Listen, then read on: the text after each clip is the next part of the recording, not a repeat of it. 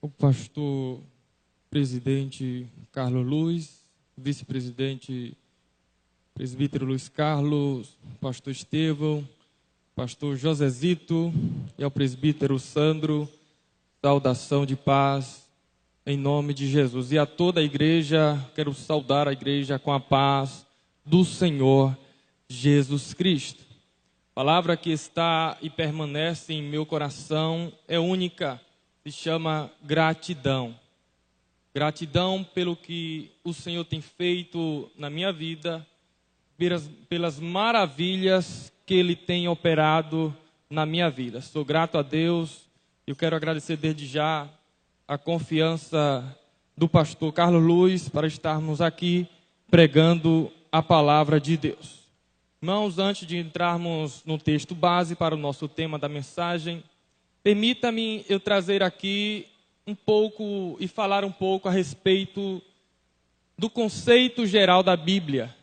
Porque sempre quando nós chegamos, entramos em uma universidade, a primeira aula explica a etimologia da disciplina, sobre a matéria, o conceito geral.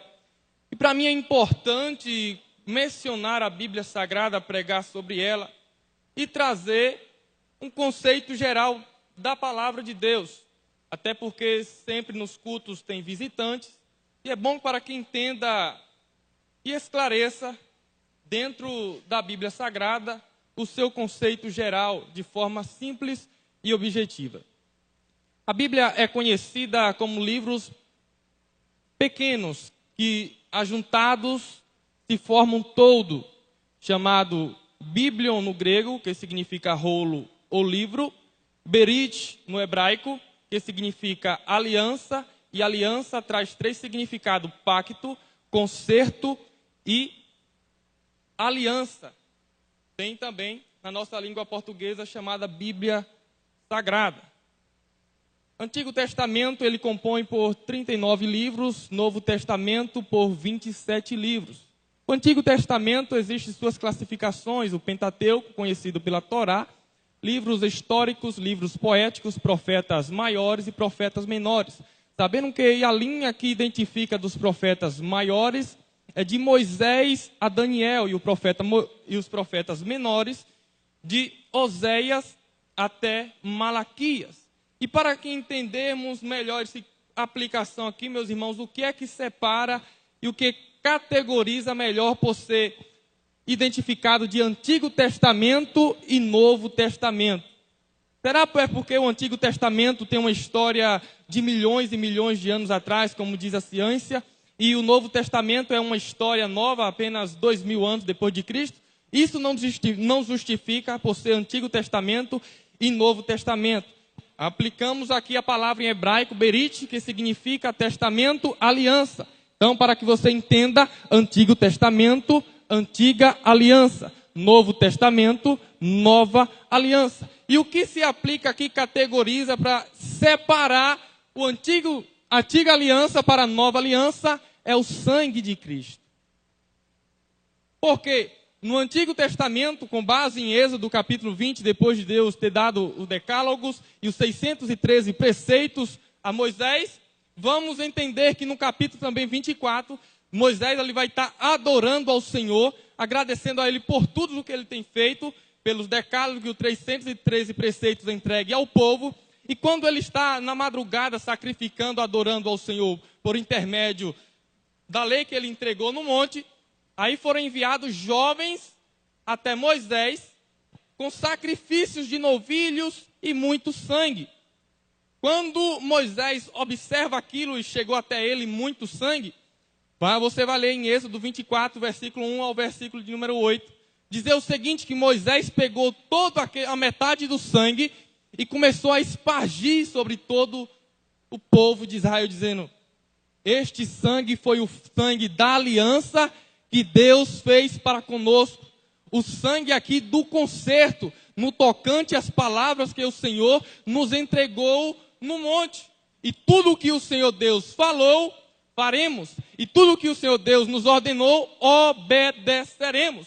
Antiga aliança, aliança constituída e compactuada por sangue, mais sangue de animal, mais sangue de novilhos. E já o Novo Testamento, Mateus 26, 28, vai nos dizer, Jesus disse, este é o meu sangue, espargido e dei ao favor de todos, para que fosse limpo dos seus pecados. Aí eu encontro João 1:29 dizendo, eis o Cordeiro de Deus que tira o pecado do mundo. Deixa eu ver se você está entendendo o que Deus quer te entregar aqui essa noite. O Espírito Santo, através do sangue de Jesus Cristo, Ele te fez um contrato, Ele te fez uma aliança, Ele te compactuou, meu irmão, e você está aqui essa noite porque você foi recebido e lavado, remido pelo sangue do Senhor Jesus Cristo, e Ele te trouxe aqui neste lugar, foi para adorar, por favor adore ao nome do Senhor.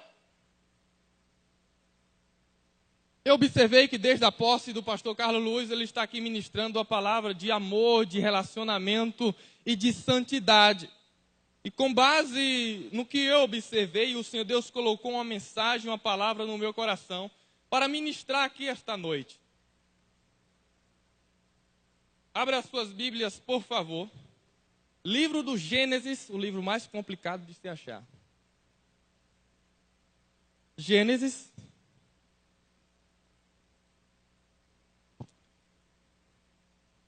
Capítulo de número 3. Dizer o pregador, ele tem duas mensagens. O pregador, ele tem quantas mensagens? Não ouvi. O pregador, ele tem quantas mensagens?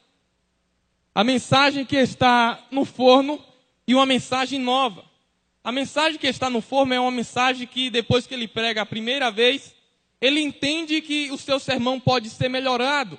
Aí ele vai buscando o tema, vai estudando, vai aplicando para que o seu sermão se torne bom e pregar para um povo melhor. E a mensagem nova é aquela mensagem que o pregador deseja de trazer algo novo da parte de Deus, mas a mensagem nova libera sobre a vida do pregador algo indeciso. Ele não tem confiança, porque até então a mensagem dele está traçada no esboço, no esqueleto.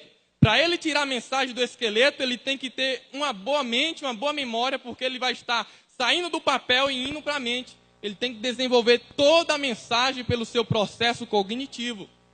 E vamos aprender aqui diante dessas duas mensagens, mensagem no forno e mensagem nova. Eu quero mesmo assim, ficando inseguro, eu quero pregar uma mensagem nova. Porque eu gosto da oração que Jesus Cristo nos apresentou, o pão nosso cada dia nos dai hoje. O pão quentinho do céu alimenta a alma do ser humano. O pão quentinho do céu alimenta o espírito do ser humano. O pão quentinho do céu te traz a este culto aqui, te alimenta para você passar mais um dia forte, mais uma semana forte, mais um mês forte. E a palavra de Deus, ela é poderosa para te sustentar durante um ano. E a Bíblia é Deus puro na vida do cristão.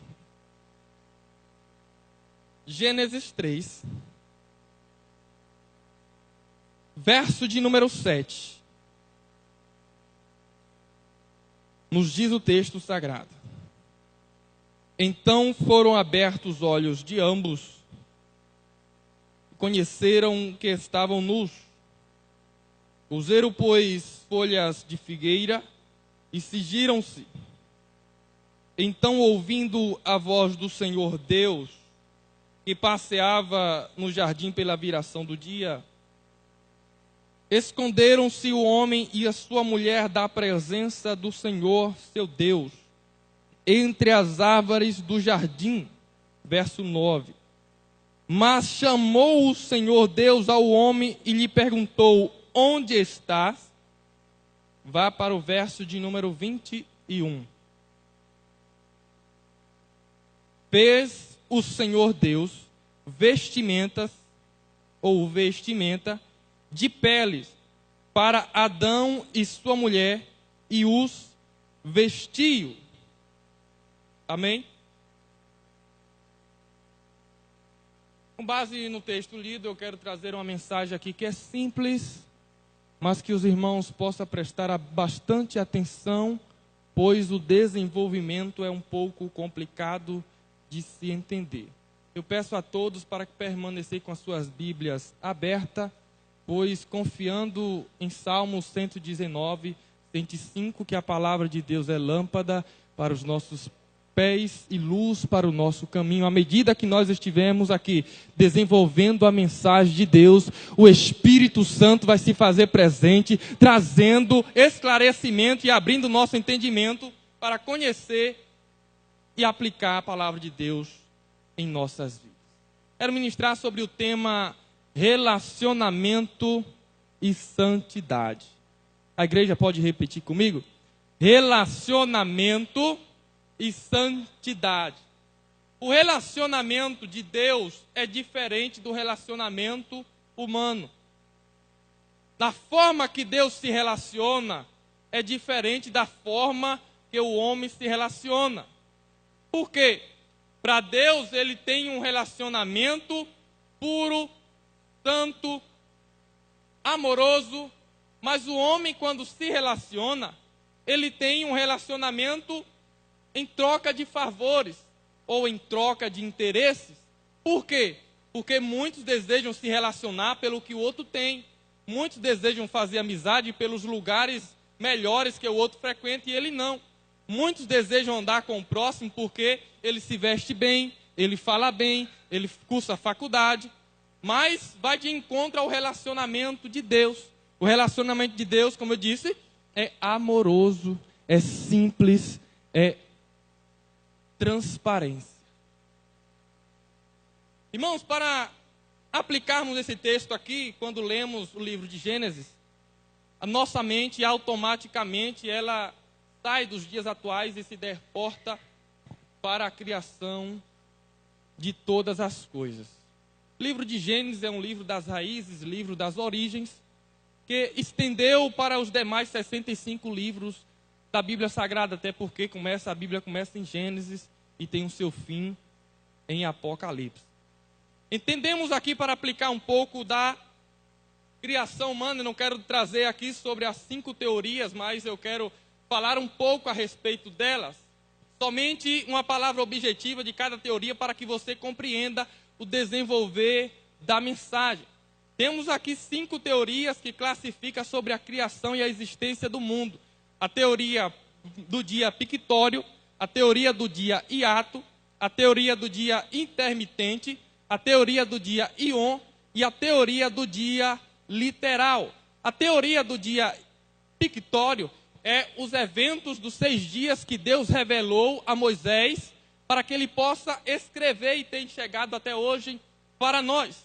É tanto que para compreender essa teoria não precisa de nenhum princípios exegéticos para compreender, porque ela está simples, clara e escrita de maneira histórica para que todos possam compreender. A teoria do dia hiato é quando se dá e se aplica depois da queda de Satanás. Entenda que no verso 1 e 2 de Gênesis é como que tem uma reconstrução do que aconteceu, pois aqui é somente teoria, para que os irmãos entendam.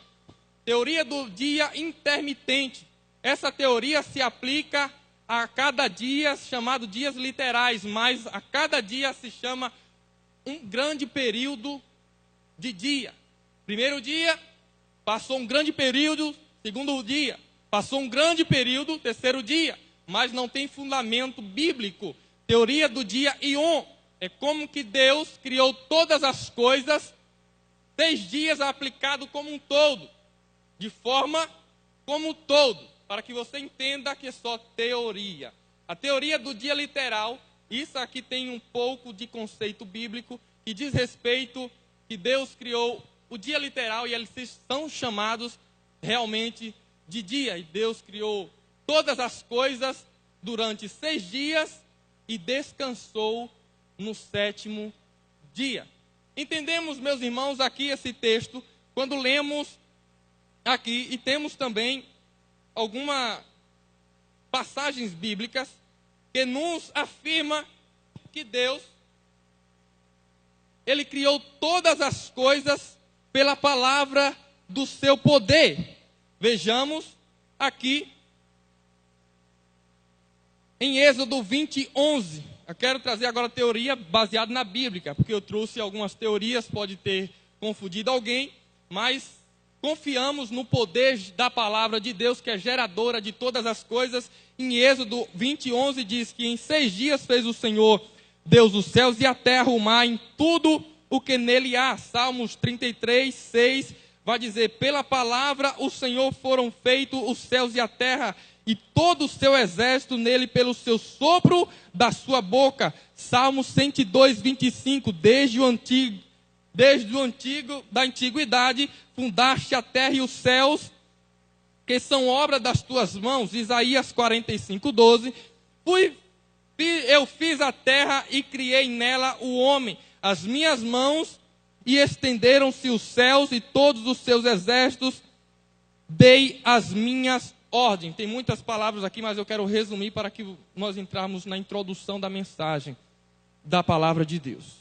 E quando eu leio aqui em Gênesis, introduzindo a nossa mensagem, capítulo 1, verso de número 2, que diz: a terra era sem forma e vazia, e havia trevas sobre a face do abismo, e o Espírito de Deus pairava sobre a face das águas.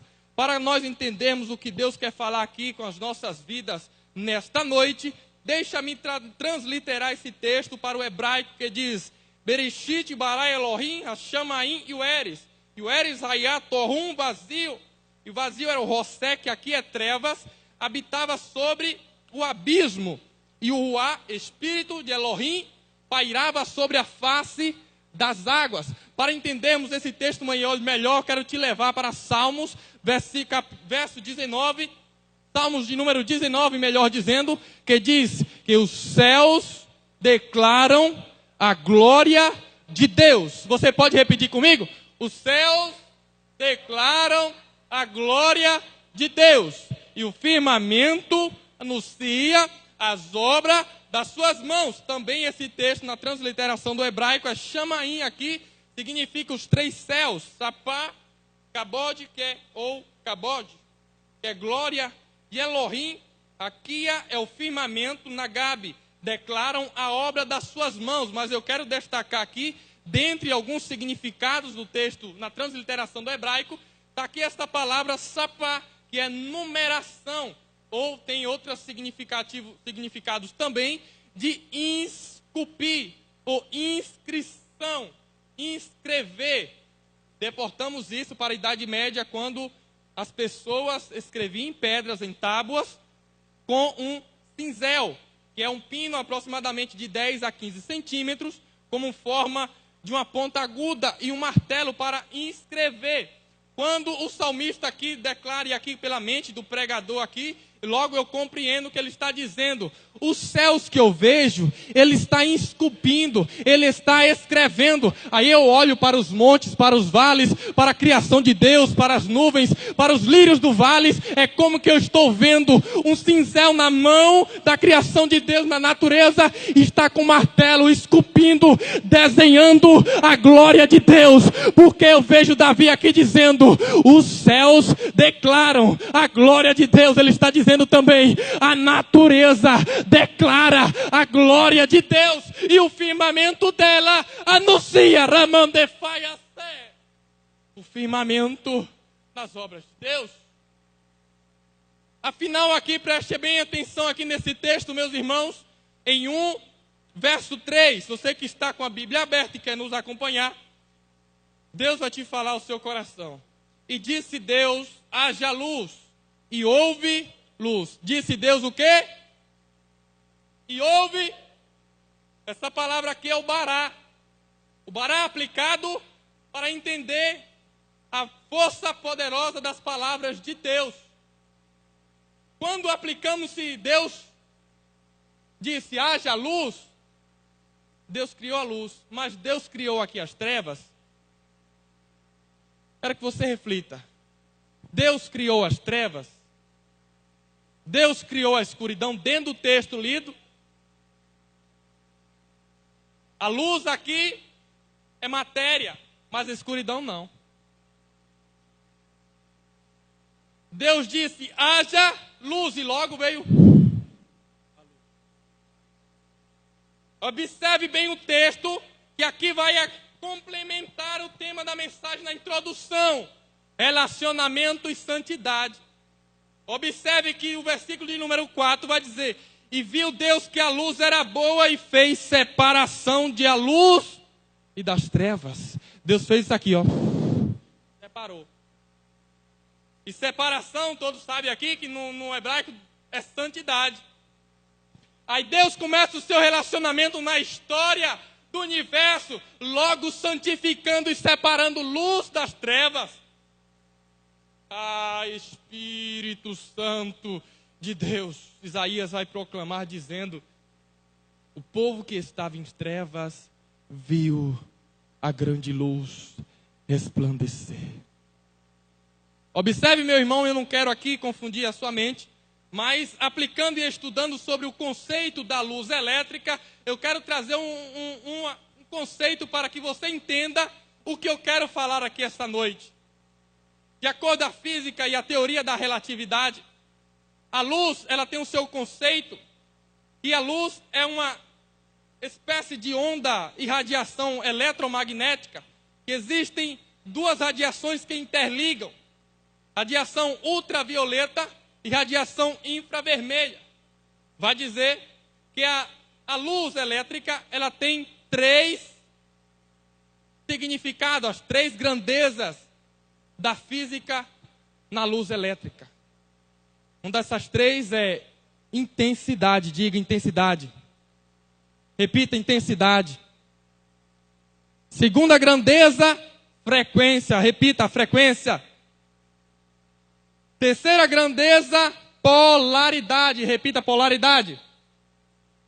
A intensidade aqui, meus irmãos, da luz elétrica, você vai notar e chegar nesse ambiente que aqui existe várias luzes. Se você chegasse aqui nesse espaço e só existisse uma luz, você mal conseguia andar, você mal conseguia ler a Bíblia, você mal conseguia se movimentar porque estava tudo escuro. Quem estuda e quem conhece sobre eletricista sabe muito bem que existe a multiplicação da largura pelo comprimento para ver quantas luzes cabe em um determinado local. Segunda grandeza aqui é frequência. Luz ligada, luz desligada. Mas essa luz aqui precisa de eu e você acender ou apagar. Você não vai pagar a energia mais cara deixando a luz sempre acesa. E polaridade. Polaridade é quando abrange os 4 cantos. Quando eu estudei esse conceito aqui, olho para a Bíblia Sagrada, eu encontro o seguinte: que Deus, ele criou uma luz só para iluminar todo mundo, intensidade. Quando eu noto a frequência que deveria estar dia após dia ligada, aí eu leio Salmos 19, que Davi, ele disse: um dia faz declaração a outro. E polaridade: luz, norte e sul, leste a oeste. Os 4 do canto do mundo é iluminado.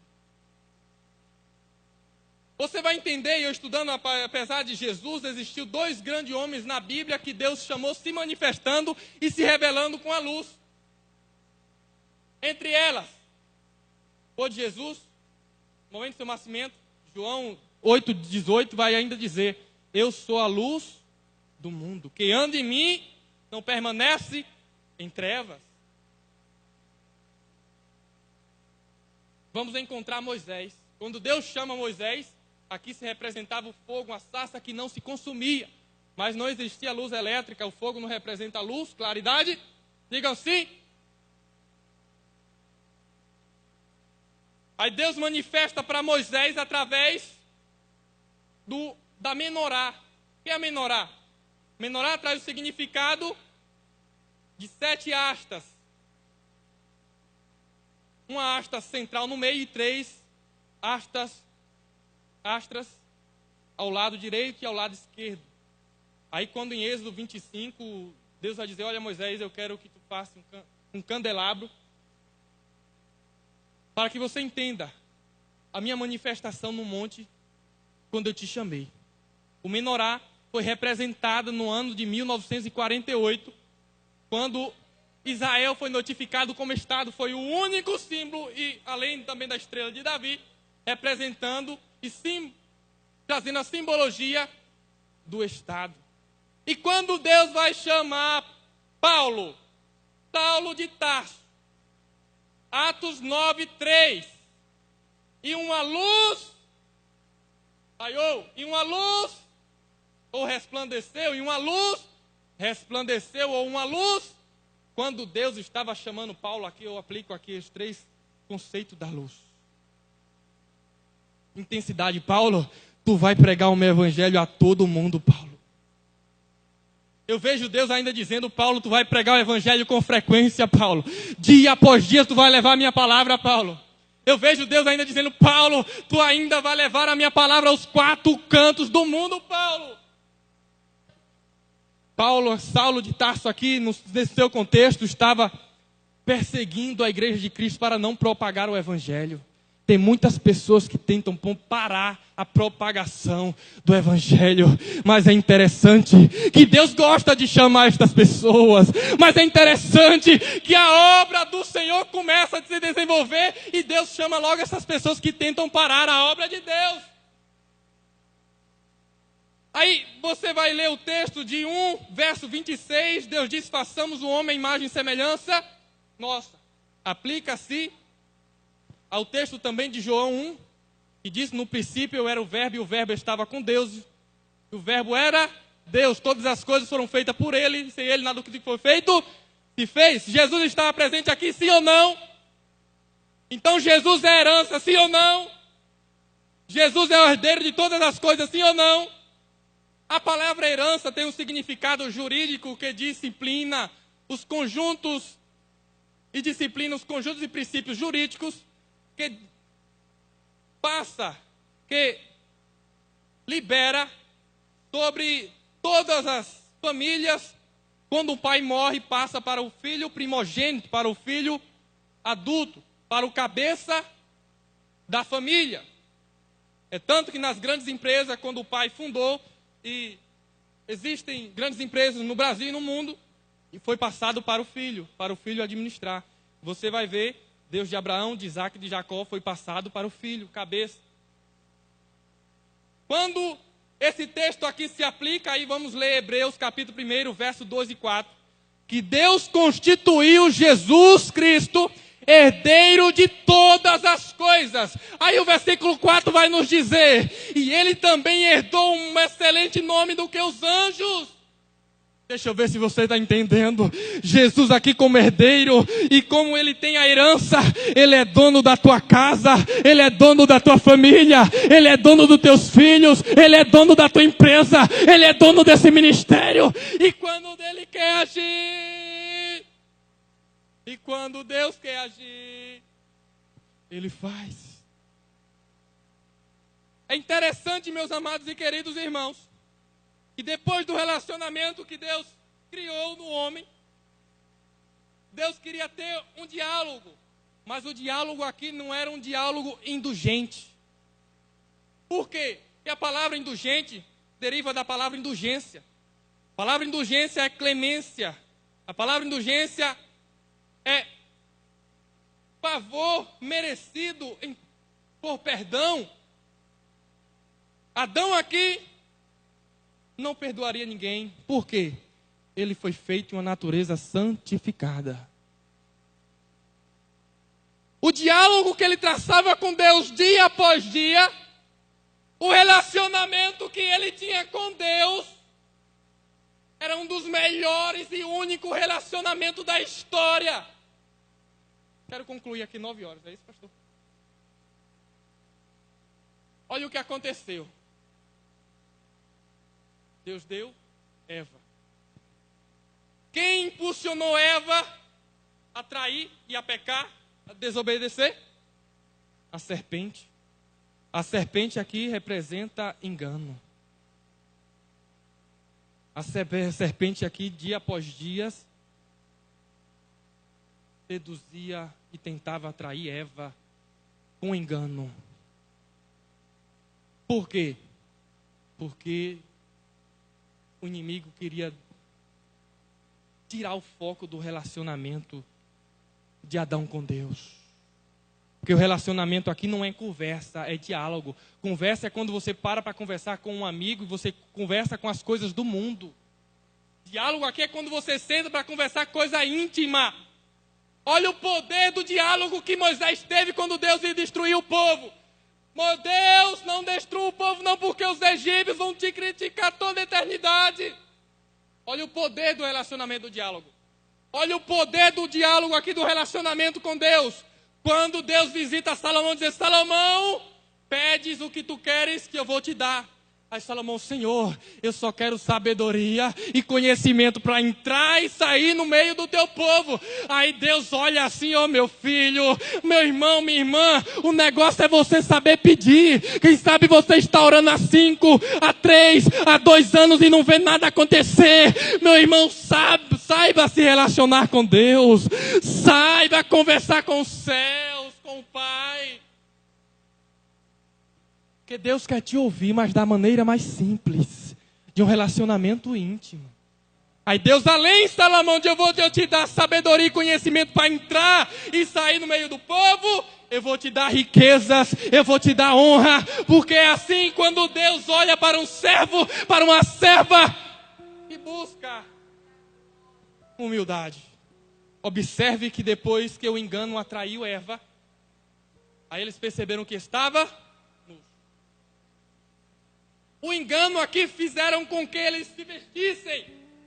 Aí o engano aqui vai colocar uma máscara em Eva e em Adão. Por quê? Depois que primeiro que Eva caiu, o engano foi incentivar Adão. É muitas assim. Preste bem atenção quando você está se relacionando com certas pessoas. Tem pessoas que vêm com influência de engano para te tirar da presença de Deus, para te tirar o foco do Evangelho de Cristo, porque é o inimigo usando o engano para te fazer desviar. Aí o engano faz com que Adão e Eva se... Mas quando Deus vai visitar Adão, na viração do dia, aí Deus vai dizer: Adão, onde tu está? Primeira aplicação é que o relacionamento de Adão com Eva, de Adão com Deus, não era um relacionamento íntimo. Ele ouvia, ele sentia a presença de Deus.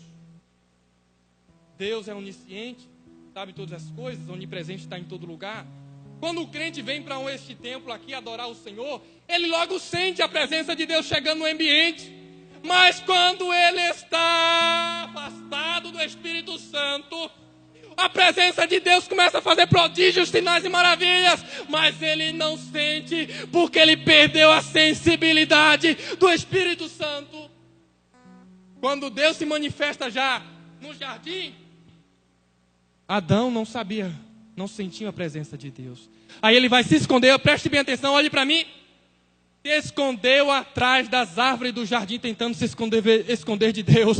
Mas de Deus o homem não se esconde. Quem sabe o engano te tirou da presença de Deus. Quem sabe o engano te colocou umas vestes de engano, colocou um sorriso falso. Quem sabe o engano aqui quer te apresentar como um bom cristão, e na verdade você não está sendo um bom cristão. Meu irmão, quando Deus visitou Adão, porque ele queria retomar o seu relacionamento e santificar novamente Adão, Deus logo tirou a máscara, Deus logo tirou a vestimenta do engano, colocou.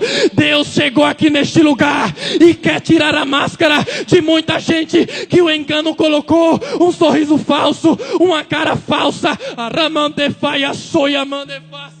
Deus chegou a esse lugar para tirar as vestes sujas que o diabo está colocando para te santificar. Aí entra aqui o antítipo, já finalizando. 21. E Deus vestiu de peles Adão e sua mulher os vestiu. O diabo, como engano, você vai ver em Zacarias capítulo 3, a partir do verso número 1. Quando o sumo sacerdote Josué, o inimigo estava apresentando diante do anjo palavras para tentar cobrir o sacerdote Josué.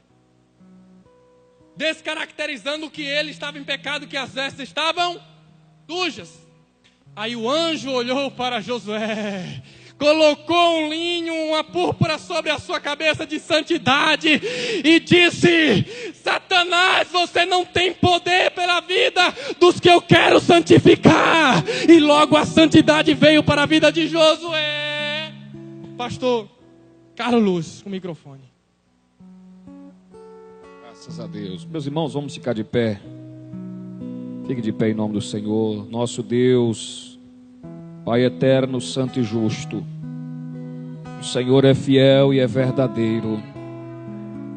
E o Senhor tem coisas grandiosas para nós.